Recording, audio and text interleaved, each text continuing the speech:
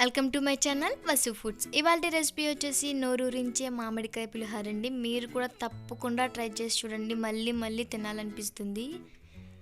మామిడికాయతో ఇలా వెరైటీగా తయారు చేసి చూడండి, సూపర్గా ఉంటుంది. ఇక ఆలస్యం చేయకుండా రెసిపీలోకి వెళ్ళిపోదాం.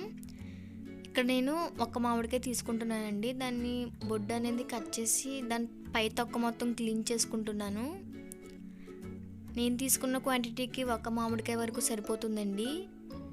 మామిడికాయ అనేది పుల్లగా ఉండాలి. చూసారు కదా, ఈ విధంగా క్లీన్ చేసుకుంటే సరిపోతుంది. ఇప్పుడు దీన్ని వాష్ చేసి పక్కన పెట్టుకున్నాను. ఇప్పుడు దీన్ని సన్నని తురుములా తురుముకోవాలండి, లేదంటే పులిహోరలో తినడానికి అంతలా బాగుండదు. చూసారు కదా, ఈ విధంగా ఉంటే సరిపోతుంది. ఇక్కడ నేను ఉడికించిన అన్నాన్ని తీసుకుంటున్నానండి. ఈ ఉడికించిన అన్నంలో ముందుగా ప్రిపేర్ చేసుకున్న మామిడికాయ తురుముని యాడ్ చేస్తున్నాను.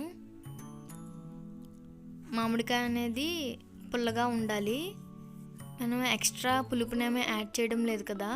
సో ఇదంతా మొత్తం కలిసేటట్టు కలుపుకోవాలండి. ఇప్పుడు స్టవ్ ఆన్ చేసి ఆయిల్ హీట్ చేసుకోవాలి. ఆయిల్ హీట్ అయిన తర్వాత 2 టేబుల్ స్పూన్ వరకు పోపులు యాడ్ చేస్తున్నాను. పులిహోరకి పోపులు ఎక్కువగానే ఉంటే బాగుంటుందండి. ఇవి కొంచెం వేగిన తర్వాత 5-6 పచ్చిమిర్చి చీలికలు, 2 టేబుల్ స్పూన్ అల్లం తరుగు వేసి మొత్తం అంతా వేగేంత వరకు కలుపుకుంటున్నాను. ఇది కొంచెం వేగిన తర్వాత పల్లీలు యాడ్ చేస్తున్నానండి. పల్లీలు అనేవి మీ టేస్ట్ని బట్టి మీరు యాడ్ చేసుకోవచ్చు.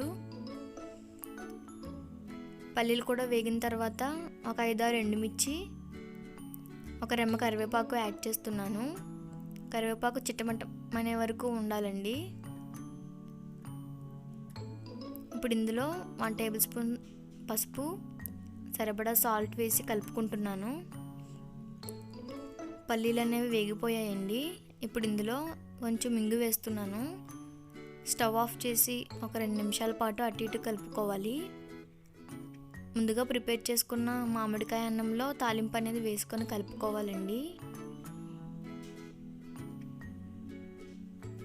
చూసారు కదా, ఈ విధంగా కలుపుకోవాలి. అన్నం అనేది కొంచెం చల్లారిన తర్వాత కలుపుకుంటే బాగుంటుందండి.